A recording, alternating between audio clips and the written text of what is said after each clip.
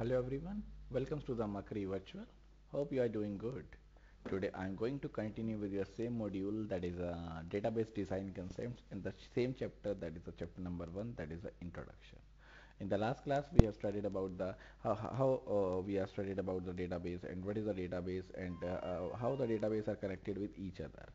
So we have studied about some introduction of the database, that is what is database, what are the various languages that is used in database, what are the new concepts that is used in the database. Now today I'm going to continue with the same chapter but the new concept, that is the database architecture. That is what is the database architecture and how we are using the database architecture, or what the database architecture contains. So let's start with the previous class session, then move to the today's class session. So in the previous class we have studied about the database languages, that is what is the database language and how the database language would be used. That is the database languages. A database system provides a data definition language to specify the database schema and the data definition language. So there are two types of languages that is available in the database language, or there are two types of languages that is used for the database operations. One is the data definition language, one is the data manipulation language. Definition is simply used for the how to access and how to manipulate the data. So whenever I want to access the data, whenever I want to manipulate the data, that is done by the DML, that is the data manipulation language. And the DDL, that is a data definition language, that is only used to specify the various properties that is available for the database, or we can say that it is used for the data storage. So for data storage there is a language that is known as the DDL, that is the data definition language, and for the manipulation, for access, for retrieving the data, there is a concept that is known as the DML, that is the data manipulation language. And there are various constraints that is available, there are various integrity constraints that is available. One is the domain constraint, referential integrity, assertions, authorization. Then we have talked about the relational database. So whenever we say that the relational database, that is there are some relationship among the tables, relationship among the database that is available. So a relational database is based on the relational model and uses a collection of tables. That is, there are multiple tables that are combined together to represent both the data and the relationship among these data. So whenever we combine multiple data and shows the relationship among these tables, there is a relationship between the tables, like there are two tables, one is employee table, one is a department table, and the employee table contains various fields like employee ID, employee details, employee name, and the department name. In the same way, there is another table that is known as the data department table, that contains the department name. So the department name is same in the both the table, that is the employee table and the department table. So that is a common key, that is a common field, that is known as the relational key, or we can say that the relational column, that is known as a relational database. So whenever we combine multiple tables and whenever we show the relationship among multiple tables, that is known as the relational databases. And there are multiple options that is used in the relational database. First of all, there is a table. So every table, or the each table has multiple columns, and the each column has unique name. So if I say about the table, that is, a table is a collection of records or collection of data that has multiple columns, and each column has a unique name. So whenever we say about the column, that is a, we can say the column headings, and each heading or each column has different or unique name. This is one of the example that we have studied about. There is an instructor table that contains the name, ID, name, department name, and the salary. And there is a department table that contains the department name. So look over here, department name is also here, department name is also here. So this is a relationship among the instructor and the department table. The instructor who is working in a department, that shows how the instructor working in a department, and in which department it is working, what are the rules, what are the we can say the building, what are the department name, that is used with the department table. Then this is the example of the data manipulation language, that is how to take the data or how to fetch the data by using the SQL query languages. So these are the various queries that is used for accessing the data, for we can say the access and retrieval the data. Then data definition language, that is used to store the data. So this is the definition, this is the point, this is the query that is used, that is a create table department. So one of the table is created, that the name of the table is department, and these are the various fields. One of the field is department name, that contains, or that is of char type, that contains total 20 characters. And next is building, that is also of char, that contains total 15 characters. Then budget, that is of numeric field, and this is of 12 characters or the 12 bytes we can say. These are the three fields that is used in the table, that is department name, building, and the budget. So as I said you, DDL is used for the data storage and the DML is used for the accessing and retrieving the data, or accessing and manipulation of the data. So DDL is used for creating a table, and the manipulation, or the DML, is used for the manipulation, that is by using the select command, by using the query. Then database access from the application programs.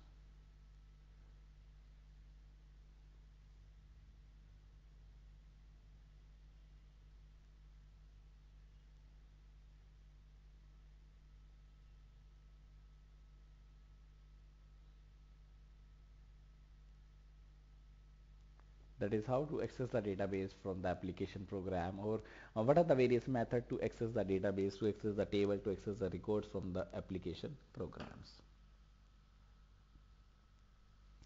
So application programs are the programs that are used to interact with the database in this fashion.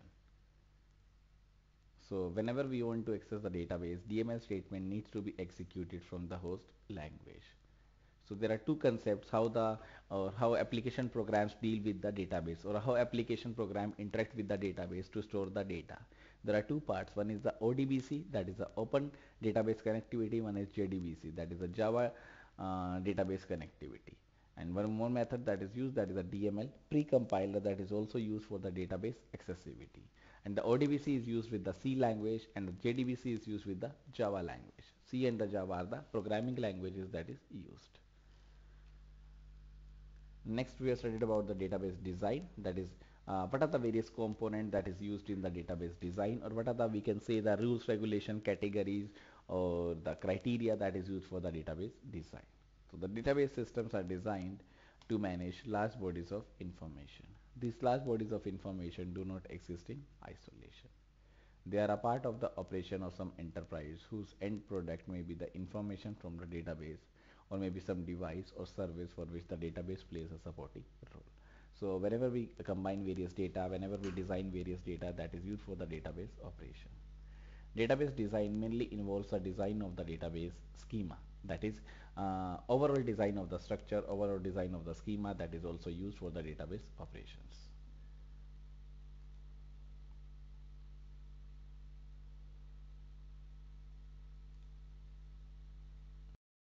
Next we have studied about the design process. What is the design process, or what are the various models that is used in the design process, that is what are the various processes that is used in the design target. That is a design process. There is a conceptual design phase, there is a designer model, there is a data model that is used, and there is a specification of the functional requirement, that is what is the functional requirement and how it is used. Then next is database design for the university organization. This is one of the example, that is how the university organization, or in the university, how the data will be taken, or the how the data will be, we can say, the data will be feed into the database, or data will be inserted into the database. That is a database design for a university organization. So these are the various concepts, that the university is divided into, organized into various departments, and each department is identifying by a unique name, that is located in a particular building and has a budget. So these are the various points that is used, how to design the database for a university organization. So this is one of the example, that is how to design the, or how to make the database for a university organization. There are various criteria, there are various fields that is used with the unique name, that are used with the building, department name, title. Then we have talked about the ER model, that is the entity relationship model. So whenever I want to combine, or whenever I want to combine multiple databases, multiple tables in a single row, in a single database, and that is represented by using the ER model. So ER data model uses a collection of basic objects that is known as the entity. So whenever we use the ER model, that is a combination of various objects, that is known as the entity, and shows the relationship among these objects. For example, if I'm talking about the bank, or if I'm talking about the bank and the employee. So bank and the employee are known as the entity, and there is a relationship among the bank and the employee. That is, the bank goes to the, or bank deals with the, or the employee deals with the bank. That is shown by using the ER model. So there is some entity, there is a relationship. For example, if I'm talking about the teacher and the student are the entities, and the relationship among the teacher and the student is the we can say the student the teacher relationship is the teacher teaches the or student teaches the or teacher teaches to the student. So if I'm talking about the teacher and the student, there is a relationship between the teacher and the student. Teacher teaches the student. So what is the relationship? That is the teaches. What are the entities? That is the teacher and the student. So there are two entities, teacher and the student, and the relationship is the teaches. So teacher teaches student. That is represented by using the ER model. And every entity has some attributes, has some features. For example, if I am a teacher, are some attributes like name, age, roll number, salary. That are the attributes that are represented by the oval sign. In the same way, if I'm talking about the attributes of a student, what's your attribute? Like name, age, roll number, marks, registration number. These are the features of the student, or these are the attributes of a student. So there are some attributes of an entity teacher, there are some attributes of a entity student, and the relationship is represented by the diamond sign, and the entity is represented by a rectangular sign. So there are rectangular symbols. So these are the various symbols that is used for the showing the ER models. Right. So entity is a thing or an object in the real world that is different from other objects. For example, each person is an entity, and the bank object can be considered as an entity. So every person that is used, that is an entity, and every bank account that can be considered as an entities. And entities are described in a database by a set of attributes. As I said, there are multiple attributes of one entity. For example, teacher has some attributes, student has some attributes. That is, what are the features, or what are the qualities, what are the characteristics of an entity. For example, teacher has a name, age, marks, or we can say name, age, salary, ID, that registration ID, and a student has a name, age, roll number, ID. And relationship is an association among the several entity. For example, a member relationship associates an instructor with a department. That could be represented by using an ER diagram. This is one of the example. There is an instructor, these are the entities, or these are the various attributes. There is a member, there is a department, and these are the various attributes. These are the various features, these are the various fields like department name, building, budget. And entity sets are represented by a rectangular box. As I said, this is the entity set, and the relationship are represented by a diamond side, as I said. Right. Then a normalization, that is simply how to remove the redundancy, that is a duplicate data, or how to simplify the, or how to, we can say, the arrange the tables in a sequence order, simplify the tables in a database in a simplest order, so that there is no redundancy and there is a proper consistency that is maintained in the database. That is the main target of the normalization. Then data storage and querying, that is how to store the data and what are the querying, or what are the query processes that is used in the database. So data storage is done by using the storing the data, that is a storage manager that is responsible for storing the data. That is a component of a database system that provides the interface between the low level data stored in the database and the application programs, and the queries are submitted to the system. So there are some queries that is also submitted to the system, and the storage manager is responsible for the interaction with the file manager. And these are the various components of the storage manager, that is these are the various parts of the storage manager, that is the authorization and the integrity manager, transaction manager, file manager, and the buffer manager. And there are various data structure that is a part of the physical system implementation. And what are the various parts? That is the data files, data dictionary, indices. And the query processor, that is how to process the queries. There are multiple components, that is a DDL, that is a data definition language interpreter, the DML compiler.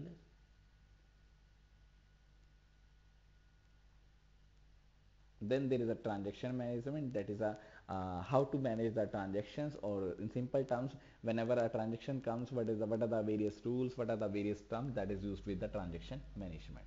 There is atomicity, there is a durability, there is a consistency, that are the various transaction management tools that is used to manage the transactions. And there is a transaction manager that consists of the concurrency control manager and the recovery manager. Then next is the database architecture. That is the today's topic, that is the database architecture, or we can say that architecture of the database, or we can say the how the database is built, that is the structure of the database, that is the database architecture. So we are now in a position to provide a single picture of the various components of a database system and the connections among them. So now we have studied so many introduction or so many, we can say, the brief ideas about the database. So we are now in a position to provide a single picture of the various components of a database system and the connections among them. So this is the component, or these are the various components of a database system. This is the system structure. So first of all, there is a native users, that is the native users, that is the tailors, agent, and the web users. Then these are the application programmers. So there are application programmers who are also the users of the database. So the first line or the first level or the top level is, we can say, is known as the users interface or the end users, like tellers, agents, web users, application programmers, sophisticated user, that is the analyst, and the database administrators, that is a database admin who monitors, who are the owners of the database. So these are the various users. And tellers agent uses the application interface, then application programmer uses the application programs, then sophisticated users uses the query tools, then database administrator uses the administration tools.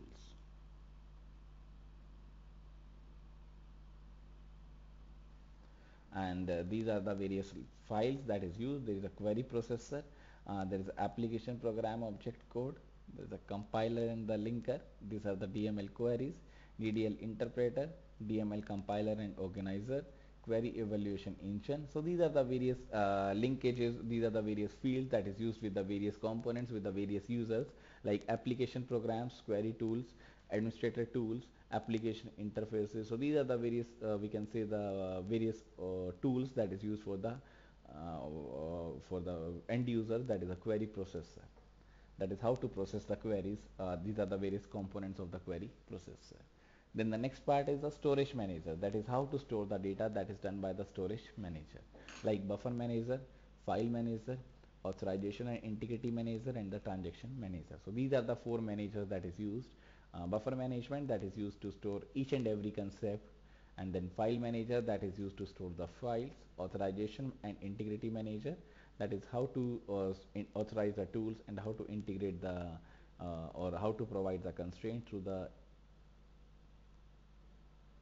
database. Then transaction manager. And there is a disk storage. This is the disk storage, that is a database, and this stores the indices, data, data dictionary, and the statistical data. So this is the we can say the diagram that shows, or this is the diagram that shows the database architecture, that is the structure of the architecture. So the architecture of a database system is greatly influenced by the underlying computer system on which the database system runs. Database system can be centralized or client server, where one server machine executes work on behalf of the multiple client machine. That is, there is only one server and there are multiple clients that is used with the server databases. Database systems can also be designed to exploit parallel computer architecture. Distributed databases span multiple and geographically separated machine. That is, a distributed machines or distributed databases also serve as a multiple geographical separated machines. Most users of the database system today are not present at the site of the database system, but connect to it through a network. That is, most of the users that is using the databases now, they are distant from each other, but how they communicate with the use of the network. We can therefore differentiate between the client machine on which the remote database user works and the server machine on which the database system works. So there are client machine, there are server machine that is used with the database users, and the database system runs.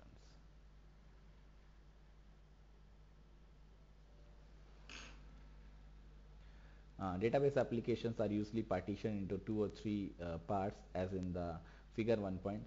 So this is figure 1.5 that shows the system structure, overall system structure, and that is also divided into two or three parts.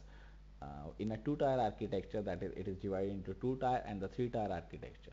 The application resides at the client machine, where it invokes database system functionality at the server machine through query processing language. So this is the two-tier architecture, this is the three-tier architecture. That is the how we can say the split up of the whole database architecture into two parts, that is a two tier architecture, and one is a three tier architecture. So there is a user, there is an application, there is a database system that is connected by the network. In the same way, user, application client, there is a network, application server, database system, that is a server. So these are the two parts. One is the two-tier architecture, in which there is only a user and the application, and the user uses the application through the network or uses the database through the network, that is the database system. That is a two-tier architecture. In the same way, in a three-tier architecture, there is a user, there is an application client, there is a network that uses the application server and the database system. So client connects to the server, and server connected to the database system. So there is a user, there is an application client, there is an application server, there is a database system. So these are the 2 points, or these are the two criteria that is used. One is a two-tier architecture, one is a three-tier architecture. There is a client, there is a server. In two-tier, there is only a application and there is only a database system. In a three-tier, there is a client, there is a server, there is a database system.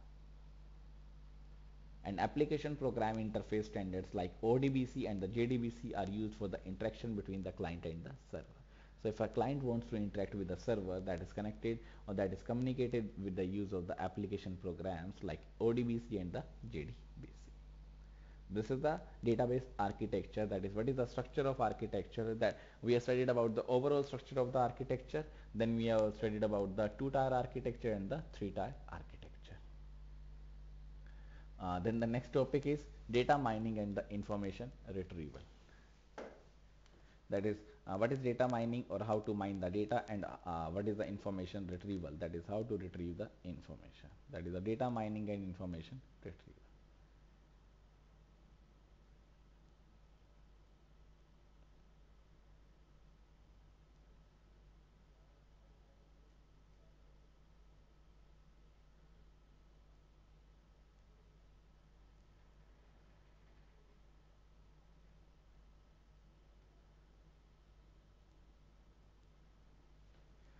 So the term data mining refers loosely to the process of semi-automatically analyzing large databases to find useful patterns. So data mining means semiotically analyzing the large database, that is analyzing the database or the large database to find the useful patterns.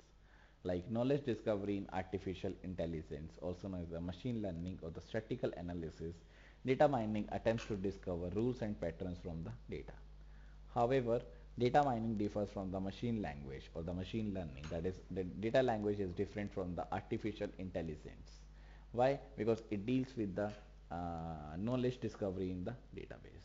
Some types of knowledge discovered from a database can be represented as a set of or by a set of rules. That is, there are some knowledge that is discovered from a database that can be represented by a set of rules. So these are the various terms that is used in the data mining. There is a data warehouse, that is how to store the data, that is done by the data warehouse. There is the information retrieval, that is how to retrieve the information using the queries. Then there is a specialty databases, that is there are several applications for the database system that are limited by the restrictions of the relational data model. As a result, researchers have developed several data models to deal with the application domain. So there are some special databases, there are some special areas that is used for the database application that are known as the special areas, in which the restrictions have been take place or restrictions have been take place on the relational data model. So as a result, researchers have developed several data models to deal with these application domain, including the object-based data model and the semi-structured data model. So for a spatial database, there are two types. One is the object-based, one is the semi-structured data model. In an object-based data model, there is a concept of the object-oriented programming that is used. So there is a concept of object-oriented data model that can be seen, or that can be seen as the extending of the ER model with the notions of the encapsulation, that is a feature of the OOPS, that is the object-oriented programming, as well as the functions, as well as the object entity. Inheritance, object entity, and the encapsulation are the tools that provides an interface to the objects, these are the key concepts of object oriented programming. So object based data model are the terms are the data model that can be seen as the extent of the or the enhancement of the ER model, that is the entity relationship model. And this also includes the various features of the object oriented programming like inheritance, encapsulation, functions, object, and the data hiding or the data abstraction.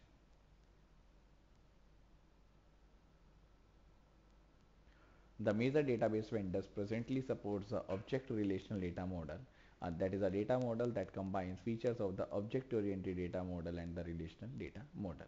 So one more data model that is available, that is related to the object-based data model, that is the object relational data model. That is a combination of object-based as well as the relational data model. Then the next part is semi-structured data model.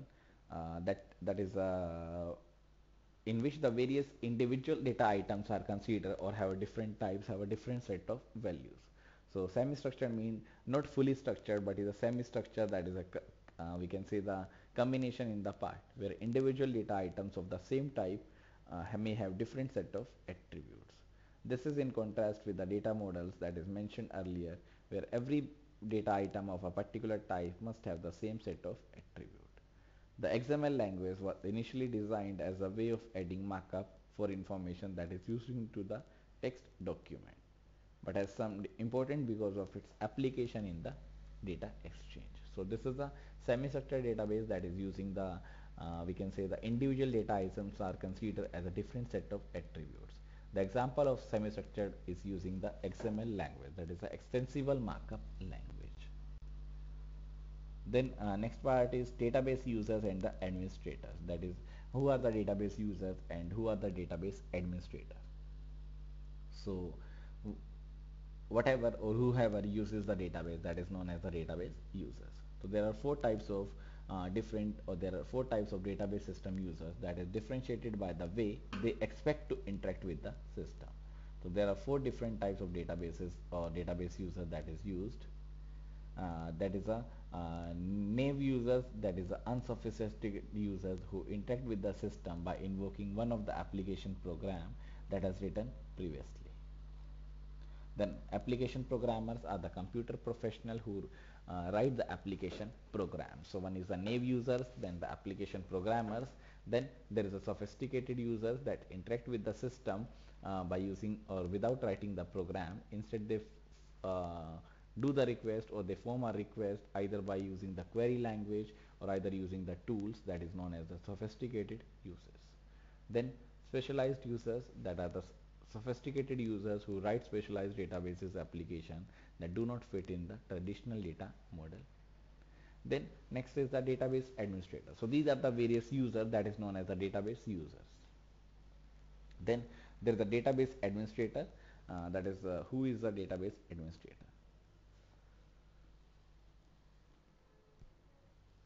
So one of the main reasons for using the DBMS is to have central control of both the data and the program that access those data. So there is a proper control, there is a central control of both the data and the program that access the data.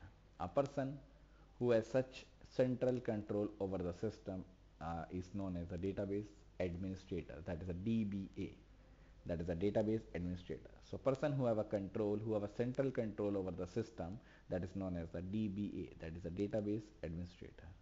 Now what are the various functions of DBA, that is what are the various functions of database administrator. First is schema definition, that is first part is schema definition, then storage structure and the access method definition, then schema and physical organization modification, then granting of authorization for data access, then routine maintenance.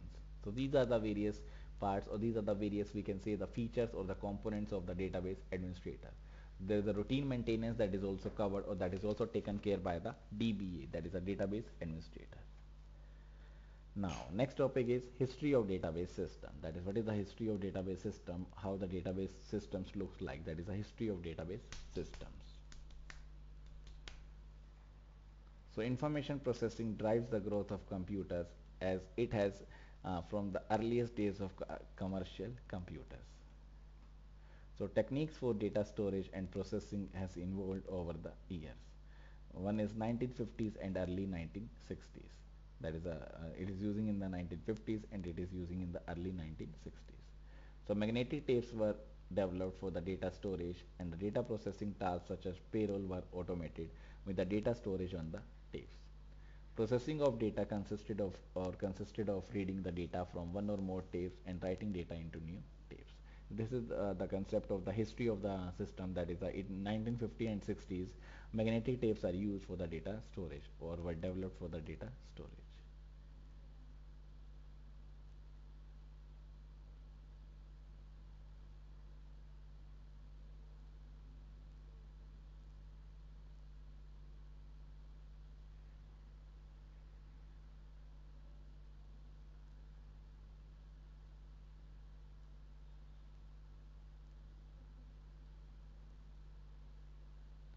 Then the next part is in the late 1960s and 70s. So this is the 1950s and early 1960s. Next is the late 1960s and the 1970s.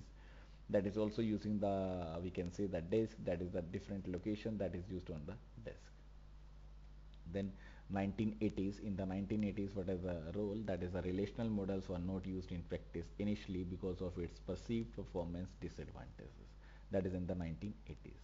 And in the early 1990s, that is a SQL language were designed primarily for the decision support application.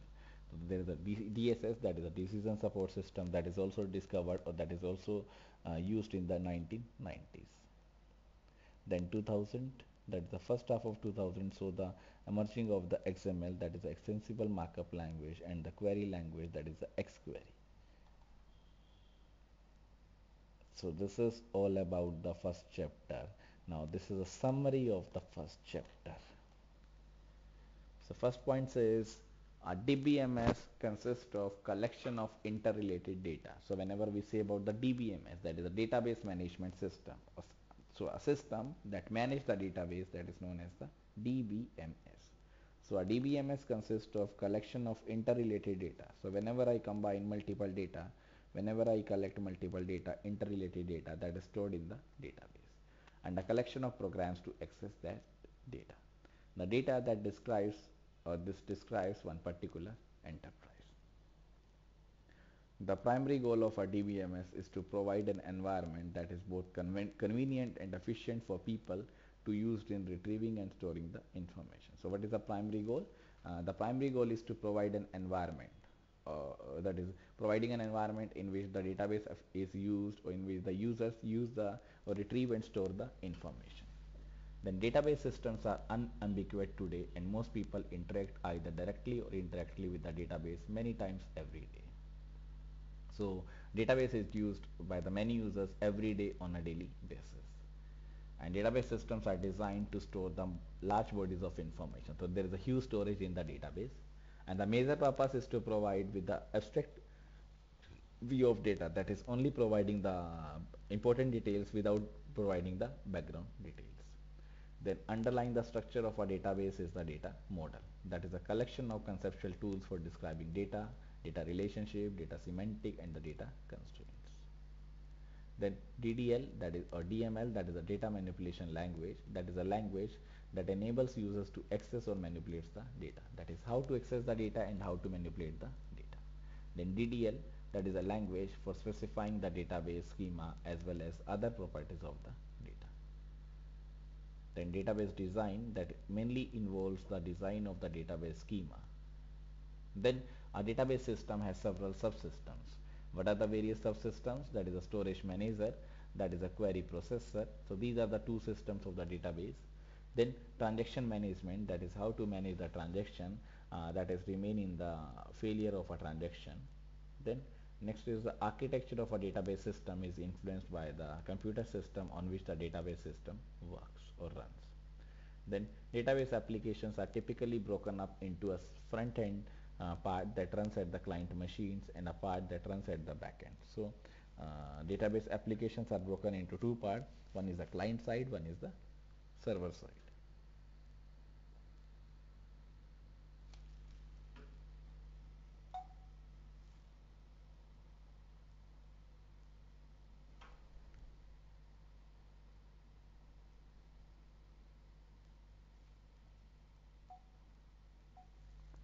Then knowledge discovery techniques are also used, that is used for the data mining, that is how to mine the data or how to extract the data from the database. Then there are four different types of database system users that is differentiated with each other. Now there are multiple types of database users, that is a database administrator, database admin, that is a non database admin, that is a multiple application that is used with the database.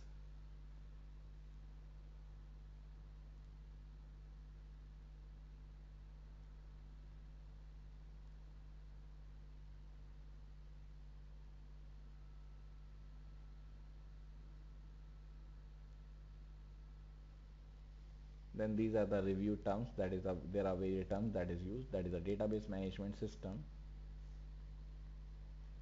then database system applications, then file processing systems,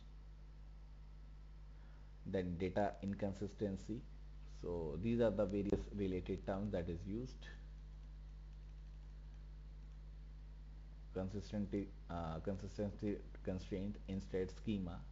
Then these are the various questions that is related to this chapter. These are the various exercise questions, and these are the various notes, bibliographic notes. Now there is a part 1, that is a relational databases. So this is just a introduction of the relational database, that is what is a relational database. As I studied, that is a collection of various tools and how the data are interrelated with each other, that is represented by the relational database. That is how different objects are interrelated with each other, that is a relational database. This is a relational database, that is how the database are or how the tables are interrelated with each other, that is represented by the relational database. And this is the theory that shows in the chapter number 2 we adopted this and this. So let's start with the chapter number 2, that is introduction to the relational model. So first of all, let's take a break, then move to this topic or start with this chapter, that is chapter number 2, that is the introduction to the relational model. So let's take a break right now, then move to the chapter number 2. So come back from the break. Now let's start the session again. Let's start with the chapter number 2, that is the introduction to the relational model. So what is the relational model? That is showing the or that is used to show the database that have some relationship with each other. So in simple terms, relational model is used to show the relationship among various models among various databases that is used, or that is a primary data model for the commercial data processing application. So relational model is today the primary data model for commercial data processing application. It attained its primary position because of its simplicity, which eases the job of the programmer compared to the earlier data models such as the network model or the hierarchical model. So this is one of the important model, one of the, we can say, the enhancement model that is used for the commercial database application, and the primary position, and it attains its primary position, that is it is one of the primary data model because of its simplicity, which eases the job of the programmer compared to the earlier data model such as the network model or the hierarchical model. In this chapter we focus on the fundamental of the relational model, and there are multiple chapters that is also used for the database querying, database theory, that is used with the database schemas. Then 2.1 is structure of relational model. That is, what is the structure of relational model? So the relational database consists of a collection of tables. That is, it is a collection. It consists of a collection of tables, each of which is assigned a unique name. So it is a collection of table, or the relational database is a collection of tables, each of which is assigned a unique name. So everyone is assigned, or every table is assigned a unique name. For example, consider the instructor table, which stores information about the instructors. So there is an instructor table that is used that stores the information about the instructors. That is what is the instructor, or what are the various information like ID, name, that is the information about the instructors. And the table has 4 column headers, that is the ID, name, department name, and the salary. So these are the 4 column headers that is used with the instructors, that is the ID of the instructor, name of the instructor, department name in which the instructor is working, and the salary of the instructor. Each of this table records information about an instructor consisting of the instructor's ID, name, department name, and the salary. Similarly, the course 2, that is a table of figure 2.2. So there are two figures that is available, and just go through the tables, go through the figures. So that is a table that stores the information about the courses consisting of a course ID, title, department name and the credit for each course. And note that the each constructor is identifying by the value of the column ID. That is, what is the value of the column ID that is used, what is the we can say the column that is used by the column ID. So figure 2.3 shows a third table, that is a prerequisite, which stores the prerequisite courses for each course. The table has two columns, that is the course ID and the prerequisite ID. So there are three tables, one is the instructor table, one is the course table, one is the prerequisite table, and there are multiple columns in these tables. Instructor contains the four columns and the course contains the four columns, and the third table, that is the prerequisite table, that contains the two columns. Each row consists of a pair of course identifiers such that the second course is a prerequisite for the first course. Therefore, a row in the prerequisite table indicates that two courses are related in the sense that one course is a prerequisite for other. As an example, the table instructor, a row in a table, can be thought of as representing the relationship between the specific ID and the specific value for the name, department name and the salary value. So this is table 2.1, that is the instructor relation. There is a ID, there is a name, there is a department name, there is a salary. ID is this one, name is this one, department name is this one, and the salary is this one. In the same way, there are different IDs, different name, different department, different salaries. In general, a row in a table represents a relationship among a set of value. So a row in a table, that is any row in a table that shows a relationship among a set of values. Since a table is a collection of such relationship, there is a close correspondence between the concept of a table and the mathematical concept of relation, from which the relational data model takes its form. In mathematical terminology, a tuple is simply a sequence of or list of values. So what is a tuple? That is a sequence or list of the values. A relationship between n values is represented mathematically by the n tuple of values. Tuple means a list, or we can say the relationship. And this is the second table, that is the course table or the course relation. This is the course table. In the table, it is shown as a relation. This is a course relation. There is a course ID, then there is a title, department name and the credits. This is the course ID, that is the course ID, then title of the course, then department name, then what are the credits that is assigned to the this course. Then next is next course ID, then what is the title, that is genetics, then department, that is a biology, what is the credit, that is 4. In the same way, these are the multiple courses that is available, and these are the various departments that is available with the course, and these are the credit value that is available with the course title. This is the prerequisite relation, prerequisite table. This is the course ID, this is the prerequisite ID.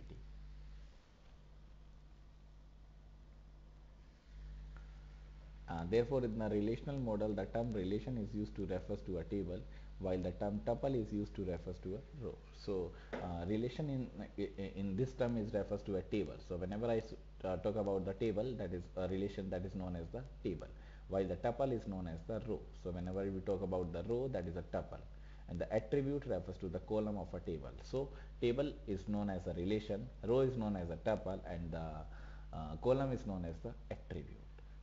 Examining figure 2.1, we can see the relationship instructor, or the relation instructor, has four attributes. These are the four attributes, that is ID, name, department name and the salary. And we use the term, that is a relation instance, to refer to a specific instance of a relation that is containing a specific set of rows. And the instance of instructor that is shown has 12 tuples, that is corresponding to the 12 instructors.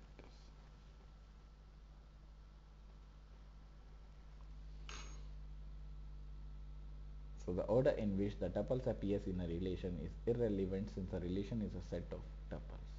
Therefore, whether the tuples of a relation are listed in a sorted order, this is listed, or this is the relation that is shown. This is the ID, this is the name, this is the department name, and this is the salary. That is the unsorted display of the instructor relation. That is this contents are not sorted with each other. For each of attribute of a relation, there is a set of permitted value, that is the domain of that attribute. Therefore, the domain of the salary attribute of the instructor relation is the set of all possible salary values, while the domain of the name attribute is the set of all possible instructor names. So, if I am talking about the salary domain that is contain the whole salary that is available, and the salary name that is a collection of the various name of the employees, a collection of various names of the instructors. So we require for all relation R, the domain of all attributes of the R be atomic. So if I say a domain is atomic if the all elements of the domain are considered to be indivisible units. For example, suppose the table instructor has an attribute that is a phone number, which can store a set of phone numbers corresponding to the instructors. So a domain or the instructor has an attribute that is a phone number. So if I'm talking about the domain of phone number, that will be not be atomic, since an element is a set of the, or domain is a set of the phone numbers. The important issue that is not, or that is not what the domain itself, but rather how we can use the domain elements in a database. So the major issue is not on the domain itself, but rather how to use the database, how to use the domain elements in the database. Suppose this is now that the phone number attribute stores a single phone number. Even then, if we split the value, if we split, that is a break the value from the phone number attribute into a country code, then area code and a local number, we will be treating it as a non-atomic values. If we treat each phone number as a single indivisible unit, then the attribute phone number would have an atomic domain. The null value is a special value that signifies that the value is unknown or that it does not exist. For example, this is just the example that is given. That is so much boring example. So this is just the example that shows there are three tables that are known as the relations, and the rows are known as the tuples, and the columns are known as the attributes. Then the next topic is database schema. That is, what is the database schema, how it is used. So when we talk about a database, we must differentiate between the database schema, which is the logical design of the database. So if I'm talking about a database schema, that is a logical design, or the what is the design part, or what is the logic behind the designing of the database, and the database instance, which is the snapshot of the data in the database at a given point of time. That is a database instance. So one is a database schema, that is a logical design. One is a database instance, that is a that is at a given point of time, what is the database design, or what is the snapshot of the data in the database. The concept of a relation corresponds to the programming languages known or not notion of a variable, while the concept of relation schema corresponds to the programming language, that is the notion of the type definition. In general, a relation schema consists of a list of attributes and their corresponding domains. We shall not be consider about the precise definition of the domain of each attribute until we discuss the SQL languages chapter number 3. So there is a chapter that is SQL, that is a structured query language, that is discussed in the chapter number 3. This is the department, that is the next table. This is the department table. So consider the department relation, that is the department table of figure 2.5. This is the department name, there is a building, there is a budget. So biology department contained in the building, that is a Watson, and the budget of the department or the building is 90,000. In the computer science, there is a Taylor, there is a 1 lakh. Electric engineering, Taylor building 85,000. Finance, Painter building, and the 1,20,000. So these are the various budgets, these are the various targets of the various building, and the department names, building, and the budget. So the schema for that relation, this department, that is the name of the table, department name, that is one attribute, then building, that is another attribute, then the budget, that is the third attribute. This is the schema, that is a logical design, how the database will be designed. So first part is the data name of the relation, that is a department, then various attribute that is used, various column headings that is used, that is the department name, building, and the budget. Note that the attribute of department name appears in both the instructor schema and the department schema. That is, both the instructor schema and the department name contains both the instructor schema and the department schema. This duplication is not a coincidence. Rather, using common fields, common attributes, and a relation schema is one way of relating tuples of distinct attribute or distinct elements.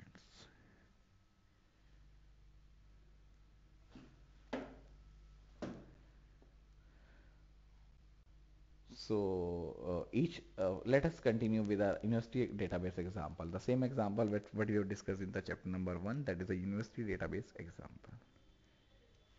So each course in a university may be offered multiple times across different semesters over or within a semester. We need a relation to describe each individual value that is offering a different section of the class. That is a schema that is available is this one. So what is the schema that is available in this one? That is database schema. That is a section. That is the name of the table. The name of the relation is a section, and there are some attribute that is used. One is the course ID, then section ID, then semester, then year, then building, then room number, then time slot ID.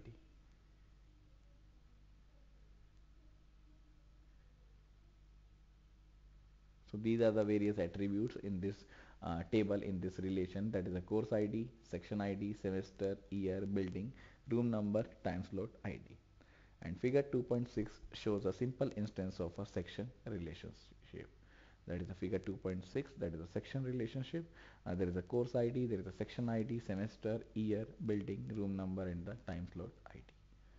And this is also the relational schema. That is this is the table, that is a teaches is a table, and the ID, course ID, section ID, semester, year are the fields, are the attributes that is used in this we can say that is used in this table, or that is used in this schema, that is the teaches. As you can imagine, there are many more relations that is maintained in a real university database. In addition to this, we have listed already, that is the instructor, department, course, section, prerequisite, and teaches. These are the we can say the seven tables, seven relations that is available in this one. That is the instructor, department, course, section, prerequisite, and the teaches. We use the following relation in this context, or in this text. There is ID, course ID, section ID, semester, and the year. This is the teaches relationship. Then there is a student. These are the various fields that is used. That is ID, name, department name, total, credited. Then advisor, then SID, IID.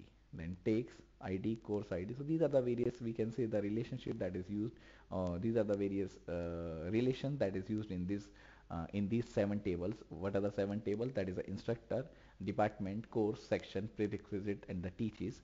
And these are the various relationship that is, or these are the various relationship that, or relations that is maintained in these topics, in these tables. That is a student, advisor, takes, classroom, time slot.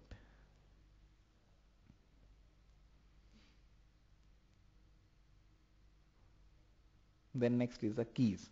Next part, or the next topic, is the key. That is the primary key and the foreign key, or the secondary key.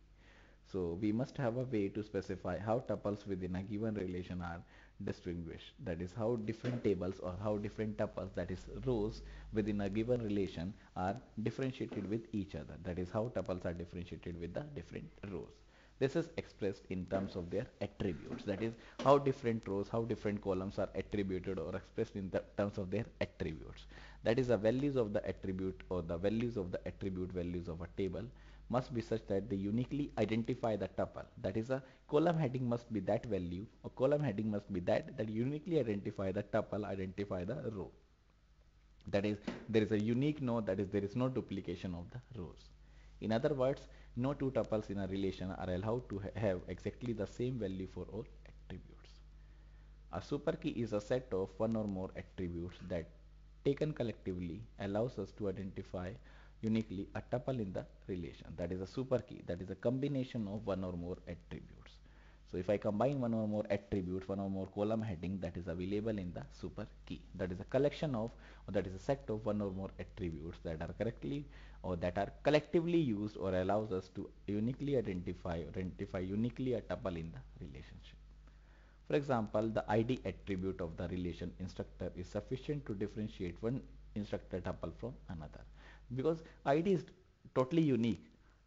The one ID is not depending on the another ID. So if I'm talking about the instructor ID, that is the instructor ID is uniquely identifying, or unique from instructor to instructor. So if I want to differentiate, or differentiate between one instructor to the another instructor, so we can use the ID attribute to show the unique values of the each table of the each tuple.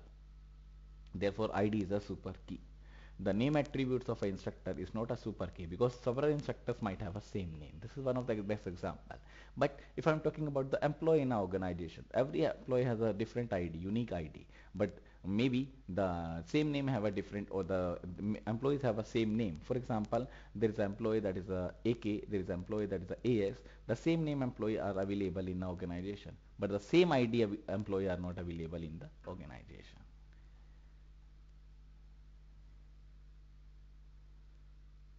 A super key may contains the extra attribute, that is the extraordinary attribute. For example, a combination of ID and name in a super key for the relation instructor. If key is a super key, or if K is a super key, then so is any superset of K.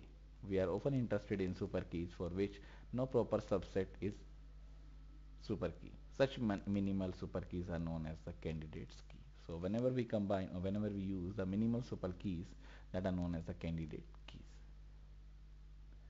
And we shall use the term that is a primary key. That is a primary key, that is a, we can say, the uniquely identifying the keys, that is known as the primary key.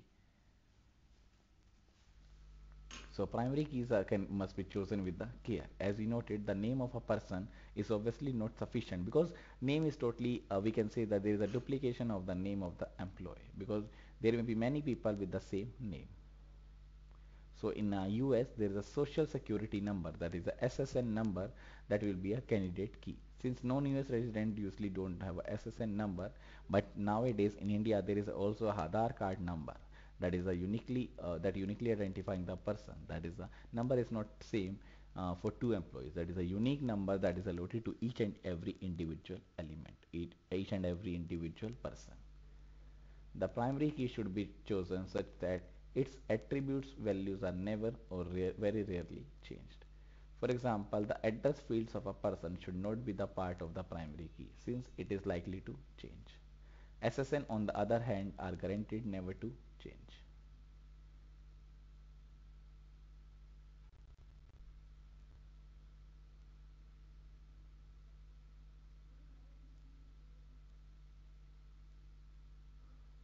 So the attribute that is used, that is known as a foreign key from R1 referencing the R2, and the relation R2 R1 is known as referencing relation, and the next one is referenced relation.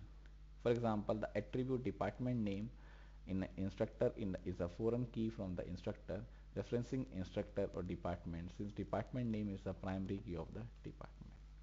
In any database instance, given any tuple say T1 from the instructor relation. And one is a important concept is a referential integrity constraint that requires that the values appear in the specified attributes of any tuple in the conferencing on the referencing relation also appeared in a specified attribute of at least one tuple in the reference relation. That is known as the referential integrity constraint. So this is the constraint that refers to on the, or that is applicable on the referential integrity.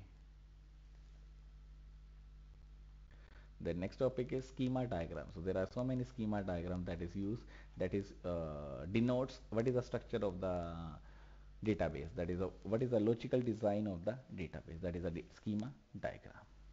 So a database schema along with the primary key and the foreign key, that is a primary key, that is a unique key, and the foreign key dependencies can be depicted by the schema diagram. Figure 2.8 shows the schema diagram for our university organization. That is the same example that is following, that is university organization. Each relation appears as a box with the relation name at the top in blue. So every relation appears as a box. This is the relation, this is the appear in the box, and the process name with the relation name, that is the table name, is given in at the top in a blue, and the attributes are listed inside the box. So these are the various attributes. This is the table name, that is the relation name. Primary key attributes are shown underlined. So what are the primary keys? That is shown underlined. These are the primary keys, that is the unique keys. Foreign key dependencies appears as arrow from the foreign key attributes of the referencing relation to the primary key of the reference relation, that are denoted by the arrows. What are the foreign keys? So one of the table is the takes, and these are the various attributes in these, or these are the various fields in this table. One is the ID, then course ID, section ID, semester, year, grade, and these underlined are the primary keys. Then there is a student, that is the ID, that is also unique, that is a primary key. There is a name, department name, total credited. and these are the arrows that show this is a foreign key. This is a foreign key for this one, takes. In the same way, these are the various tables. These are the 7 tables that is used. 1 2 3 4 5 6 7 8 9 10 11. 11 tables are available. That is a schema diagram. So this is the overall logical design of a database. That is the what is the logical design, or the how the data was how the database is represented. That is the overall design of the database. Then it is saying that the referential integrity constraints other than the foreign key constraints are not shown explicitly in the schema diagrams. Now next is the relational query language. That is one of the important concepts. That is what are the various query languages that is used. So relational query language is a language, or any query language is a language in which a user requests information from the database. So whenever I want to extract any data, whenever a user requests any information from the database or retrieve any information from the database, that is known as the query language. A query language is the language in which a user requests information from the database. These languages are usually on a higher level or the level higher than that of the standard programming language. Query languages can be categorized as either procedural or the non-procedural language. So query language is a language that is used to retrieve the information in which the user requests for the information. Suppose I am a user, I want to get some data, that is I want to get some data from the database, that is denoted or that is done or that is accessed by using the query language. So the query language is a language in which a user requests information from the database. And there are two types of query languages. One is a procedure language, procedure query language. One is a non-procedure query language. In a procedure language, the user instructs the system to perform a sequence of operations on the database to compute the desired result. So a user simply tells the system to, or instruct the system to perform a sequence of operation, to perform a different operations on the database. In a non-procedure language, the user describes the desired information without giving a specific procedure for obtaining that the information. So in procedural, there is a specific instruction that is following the instruction that is following the various operations, but in non-procedural there is no definition, only describes the desired information. This is one of the example. There is a classroom, building, room number, capacity. These are the various tables. That is a schema of the university database. Now next is relational operation. That is what are the relational operations that is available in the relational model. This I am not going to start right now because this is too much lengthy topic. So that's all for today's session. We have covered 2.5 of chapter number 2 as well as finished off the chapter number 1. So that's all for today's session. Thank you so much everyone for listening me. And if there is any doubts, any confusion about these topics, any topics, you can ask the doubts from me.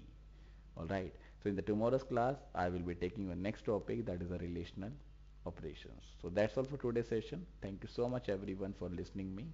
And bye bye everyone. Enjoy your day. Bye bye.